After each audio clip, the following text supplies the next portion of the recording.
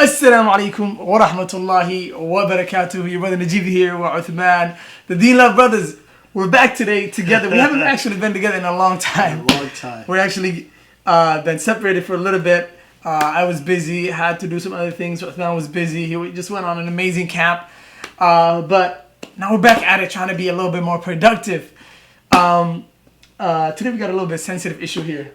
Right, all the things we talk about are kind of sensitive, but yes. But recently there's been a lot of different events that are happening, so we're gonna have maybe the next several videos, hopefully inshallah, dedicated to some of the current events that have been happening lately that we kind of been missing out. The first and the most important one of them is there's a major situation that happened in UK where students and kids in public schools in the UK, in Muslim populated areas, obviously, where school curriculums were starting to teach homosexuality, LGBTQ community, culture. this and that, right, yeah, all the whole 9 yards. So communities, the Muslim community especially, right, and even Christians, yeah. But specifically we're going to talk about the Muslim community here.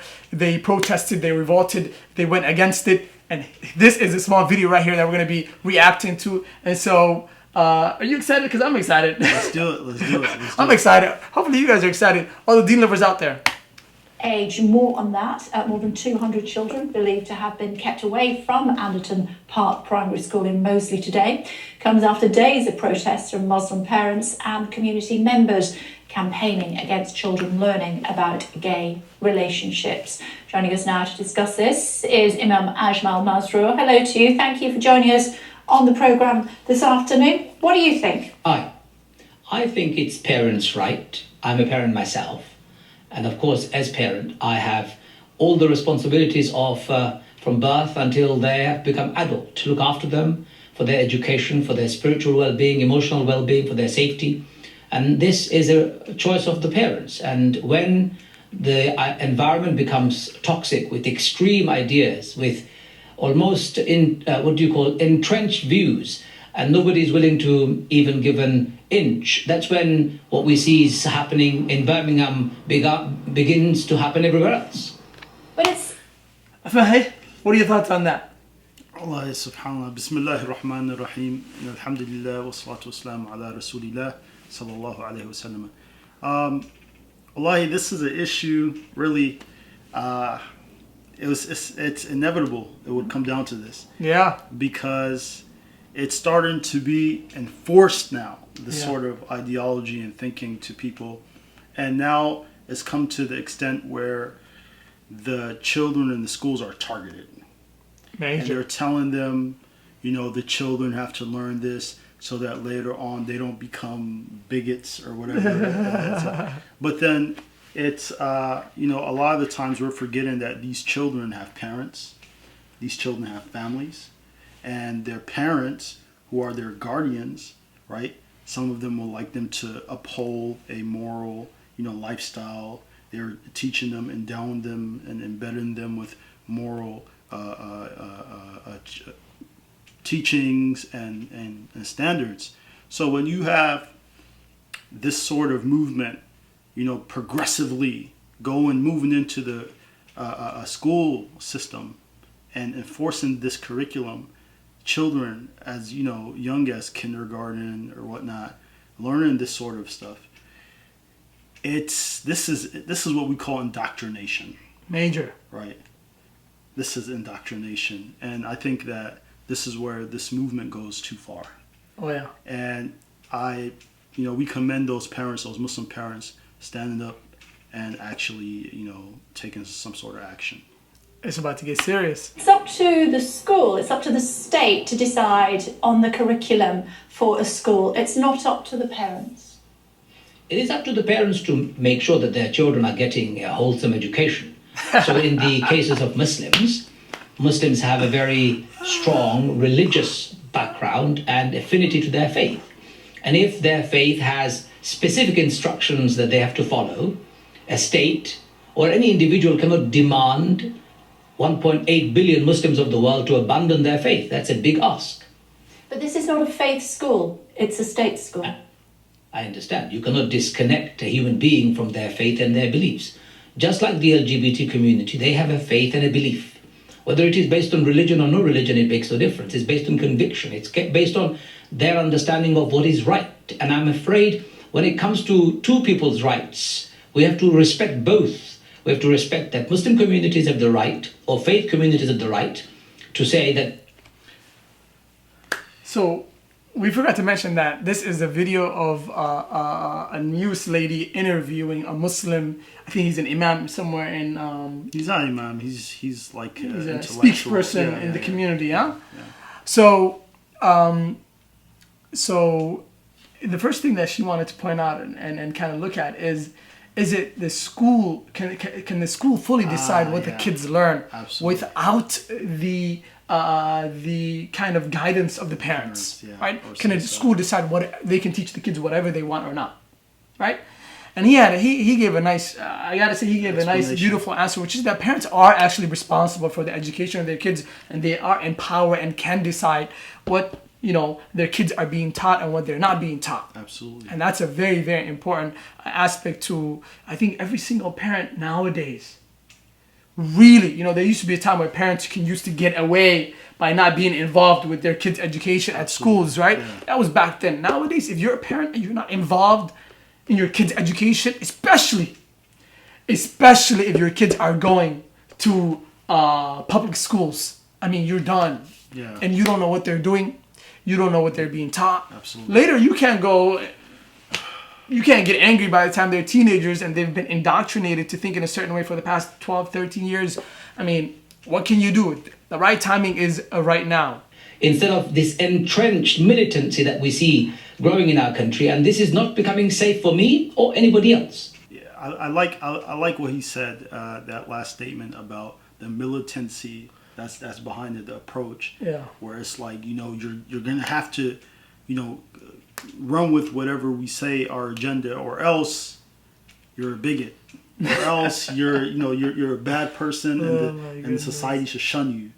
This is ridiculous.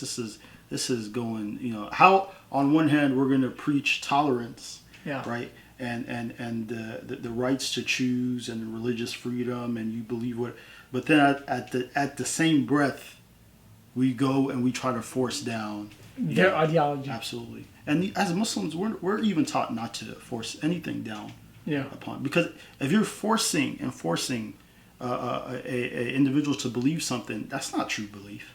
No. That's not true belief. So Islam, this is what Allah says, there's no compulsory religion, because to compel somebody to believe something, it's not true faith. Right? They're doing it out of fear. Difference between faith and principle, isn't there? No. Some of us, Muslims as well as Christians and the Jewish people, do derive their life principle from their faith. And we cannot disconnect the two. Don't. I think. But others don't, with respect. Some do, and with respect, of course. And that is the issue. Tolerance is a two-way process. When we say multi-faith, multicultural, we talk about a free market of various thoughts and ideas. And in such a free market of thoughts and ideas, we can't suppress one over the other. But that doesn't mean that we're going to go out and attack and go out of our way to kill you. And, no, we're not going to do that. You go do whatever you want to do, that's fine, right? You are respected by law to choose whatever lifestyle you want.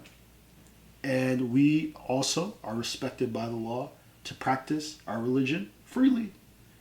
And if you want to discuss on why you disagree with some things, hey, well, we disagree with you on some things, let's come and let's discuss, right? Yeah. As decent human beings, a nice dialogue, right? It doesn't mean that we have to agree on everything, right, to get along. But at the same time, we have standards. Just like those individuals, they would claim to have standards, we have standards as well. And I think that we have the God-given right to stand on those. Just because I'm a Muslim, it does not give me the right to take away a person's humanity and dignity. It is part of my faith to treat the other with honor and dignity and expect that in return. So as Muslims, I think the Muslim parents are demanding that they have the right to tell the state and the school, as well as everybody else, please respect our choice. And that is, we as parents would not like to teach our children at such an age such material or issues, because we are seeing them to be over-sexualizing And the consequences of over-sexualized society is what we live in right now.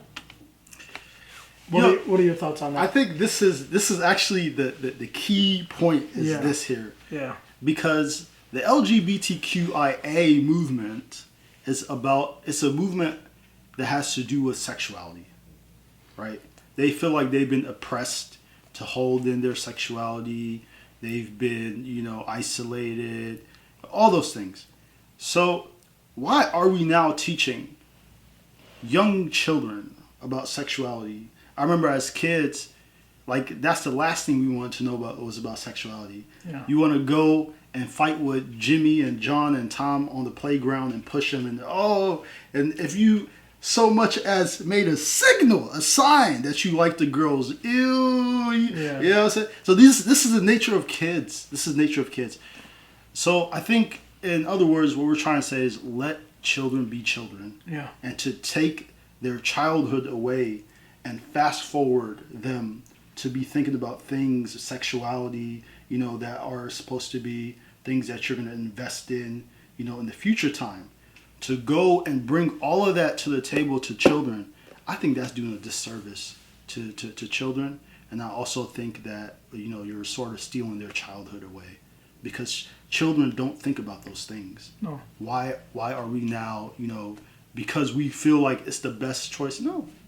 If you want to teach your kids that's fine. You do that at home if you want to do that. But when it comes to the school, the education system, just like we said that religion should not be taught at school, a public school, then this is also something else, an ideology that should be also kept away. If we're going to be fair and just. Allah knows best. Well, I've got two kids. One is 10 and the other is 13. And I've spoken to them about sex and sexuality, and I've talked to them about relationship. When I taught them about sex and sexuality, I did not begin by discussing sex and sexuality as a physical act on its own. I talked to them about sexual ethics. I talked about morals. I talked about love relationship. We as a parent, mother and a father in that relationship, exemplify what we call a safe space of love and protection for children. So when we teach our children sex, from an Islamic perspective, we bring sexual ethics in it. And that is, according to Islam, and Muslims, those who subscribe to Islam, is that you cannot have sex outside marriage. And marriage is only acceptable between man and a woman. Many people may have many inclinations in life. In Islam, you can only have sex in a marital relationship. And that's how we teach our children how to be tolerant, how to be inclusive, and also how to be responsible with their relationship, with their love, and their very basic desire in life. But these children...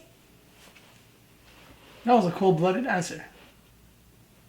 I mean, subhanAllah, it's, Islam promotes a heterosexual lifestyle. Aside from all of that, people are, it's more than just sexuality physically in Islam. It has to do with spirituality, right? It has to do with, like the brother said, ethics, standards, morals here that we're teaching the children so that they can be respectable citizens in society, so they can be respectful to their counterparts, respectful to their neighbors, right? And this is how Islam teaches these sort of things. It's not just about, this is what you do, take condom and put it here and do that, as sex ed classes do, but it's bigger than that. It's more than that. This is what Allah subhanahu wa ta'ala, He explains to us in the Quran. And even the Messenger of Allah sallallahu alayhi wa sallam, he says, when you approach your wife in that intercourse, you make a dua, because that intercourse is not just a physical aspect. It's a spiritual, experience that you're going through as well. In order to respect and protect what comes out of that, right? The fruits that bears, we make supplication to the Almighty. Are not being taught how to be tolerant or how to be inclusive. They're being taught that it's unacceptable to be gay. I think they're being taught from an early age that sexuality and sex should not be thrust on your face and you should not be robbed of your innocence so early. I think that... Said it. Oh, my goodness. I think that's the key main thing right here. Absolutely. Is taking and robbing the innocence away from children at such a young age, teaching them these things that have no foundation. Muslims don't even teach their kids about sexuality. We don't. Heterosexual khitab. We don't do that. We don't say, oh, son, this is what you do when you get married. Kids, let the children be children. Let them experience that childhood. Let them grow. Why are we just stuffing those things that we're preoccupied with? And come on, this is not the way. This is ridiculous. What the Muslim community is saying, that we don't want our children to be exposed to these complex issues. If you ask many adults, even they don't understand it. So I would like to request everybody, Muslims and those who don't have a faith or other faiths for that matter, one simple request, and that is every child has the right to live in a space that is safe and secure, and they should not be robbed of their innocence. We call it fitra in Islam, which is their natural disposition. Sex and sexuality doesn't play a role until puberty in their life. Why thrust it on their face? Remember, in Islam, according to the Muslim faith and belief, the sex and sexuality of a person is a very private matter. It should not be written on my forehead, walking around demanding that I should be recognized for my sexuality. I should be respected, of course. I should be given honor and dignity equally, just like everybody else. But my children and children of the world should be protected from being exposed to over-sexualized environment and losing their innocence too early. If somebody speaks about sexuality freely and openly, many people are afraid of being called all sorts of labels. Believe me, Kate, I received an email yesterday from somebody from the LGBT community calling me all sorts of names for being open, for being frank, and for being bold and brave in what I'm saying. But please respect my right to also hold my view and teach my children that view. Okay, here. Thank you very much indeed for joining us, Imam. So that's kind of a little bit of overlap of what happened with the whole situation after the protests. This brother got interviewed at Sky News, and I think some of the key takeaways are that it's a very, very important time to learn from these type of situations. I mentioned earlier, I think one of the most key, the important takeaway that I have taken from this is that the involvement of parents and how even more important it has gotten to this day. Absolutely. Now more than ever, Muslim parents need to be extremely responsible for where they lay their eggs, where they keep them, so to speak. Yeah, and where they grow them. Yeah. You have to keep an extremely close eye, because now more than ever there is a major war of an idea. It's the battle of the minds and the hearts. It's nothing else. No one will physically come and take a car, throw it into your house, Absolutely. and threaten you to believe these things. No way. It's an academic battle. It's an understanding battle. It's a love battle. It's knowledge-based battle. It's about conviction, yaqeen wal ilm. So if we're not in the game and we don't see where the shots are being made and we're just sleeping around and they're taking 3-pointers on us and hitting them every time, we're sleeping. And I think the most important part from what I kind of want to take away, because everybody knows the general idea of the event of kind of what happened, is that parents need to really wake up. They need to wake up. What are your thoughts? So just a couple of ways. I just want to clarify some things, that there's approaches that Muslims would take in these regards, and a lot of the times it's politically correct approach. Mm-hmm. And what they'll say is things like, oh, well, we love and honor, and that's not quite true in terms of our, belief in our standards, our morals, is that anything that Allah subhanahu wa ta'ala, the creator, has forbidden us to do, any sort of lifestyle, any sort of desire, we cannot love that thing. We cannot love that way of living, right? However, that does not mean that we go out as vigilantes and hurting and harming people and just insulting people, right? So we have that balance there in Islam, right?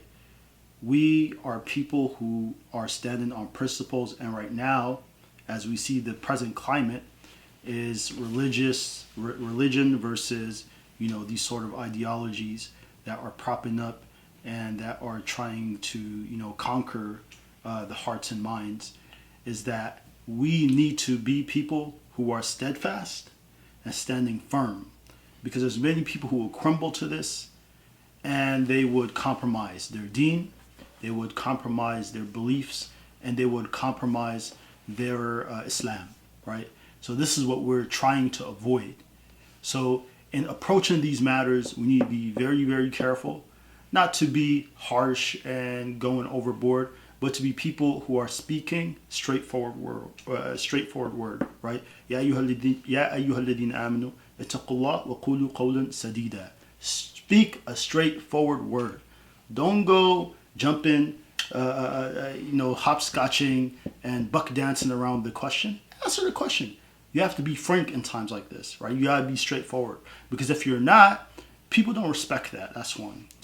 Two, you're gonna end up compromising your beliefs because you're afraid. You get intimidated by, the opposition or someone else who's trying to make you believe something. Oh yeah. And three, what kind of example are you showing for your brothers and sisters, right? It's not a good one. So we need to be strong in times like this. May Allah subhanahu wa ta'ala keep us steadfast and firm on His deen. Yeah, definitely. And now more than ever, the second thing I want to say to parents, I want to talk with parents, because parents have been doing a great job, but they need to take it to the next level if you want to survive with your kids. Absolutely. The second thing I want to talk about parents is sex education. It's a taboo in the Muslim community. Absolutely. It's a taboo.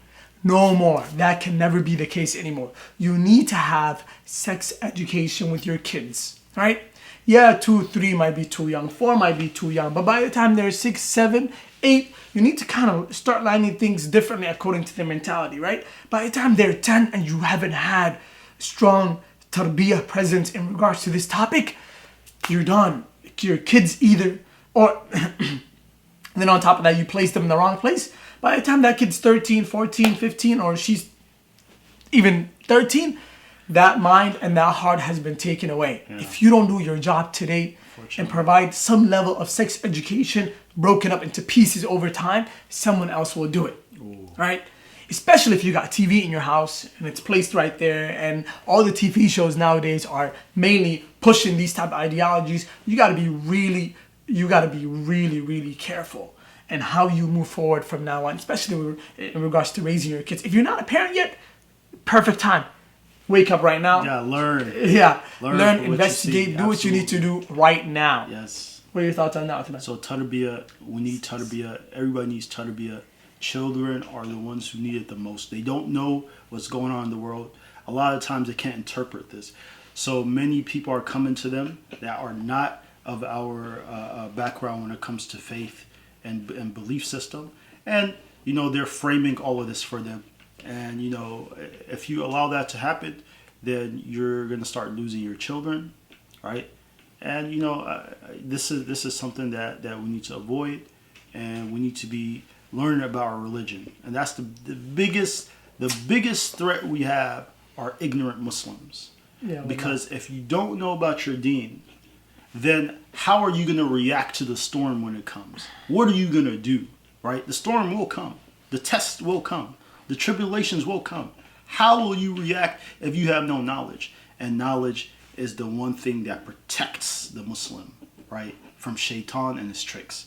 The knowledgeable, shaitan can delude. Shaitan can make astray 1,000 ignorant worshippers, right, more than he can one scholar or one knowledgeable individual, right? Because the distinction is the knowledge. So seek knowledge in regards to this matter. Benefit from our local shayukh and mashayikh, our imams, and I think educating yourselves on this matter in order to educate the children. I love saying these type of phrases, which is there used to be a time where a Muslim could survive on basic knowledge of Islam, right? Basic, and he or she would do the basic amount of things. But that time is gone. You cannot do that no more. You need to be built strong. Absolutely. For the doubts, for the shahawat, for the shubuhat, the temptations, the desires, the lust, the doubts, the shak, the dark storms, right? As one brother would put it, you need to be prepared for that. If you're not built with ilm, with knowledge and yaqeen and certainty of Allah subhanahu wa ta'ala, and knowing the hikmah with the sharia of Allah subhanahu wa ta'ala, you will break. And sadly, it's happening to people nowadays, especially young people there was a sister a few days ago that was sharing her story. She became an atheist in college, was an atheist for 10 years. Now she's a da'iyah spreading Islam, right? So she could have lost in that system in kufr, right? But what led up to that is her lack of knowledge of deen, right? And so when the atheists and the people who, you know what I mean, are adopting these type of philosophies, right? They can break you easily with one question if you're not built. Yep. But people who are built and who spend time, and right, it's only fair. We seek dunya like crazy. But we have Muslims who barely put minimum amount of time into learning the deen. Unfortunately. Very, very sad, wallahi. Very sad. That time is gone though. Yeah. Right? You're either strong or you either break. Yeah. And so, inshallah, we hope that this is a major topic. We didn't even touch it. Yeah, we couldn't really do justice to it, obviously. Yeah, no justice has not been done. But the important takeaway is that us as Muslims need to reflect from this issue. We need to study the deen. We need to study and face these modern day issues that are really tearing down they already tore down other communities. Now it's coming to the Muslim community. And alhamdulillah, we've always been strong enough to survive in many different types of fitan and conflicts and temptations and desires. And we'll pass through this one too. Inshallah. But will you be the means? And that's the question. Will I be the means? Will Uthman be the means? Or will we follow the crowd and melt away with these really immoralities that's happening these days? We ask that Allah subhanahu wa ta'ala saves us from such thing and such harm. Absolutely. Any final thought, Uthman? I mean, Allah, that's it. I think we've said it all, you know. So seek the knowledge, respond properly, and implement the knowledge as well.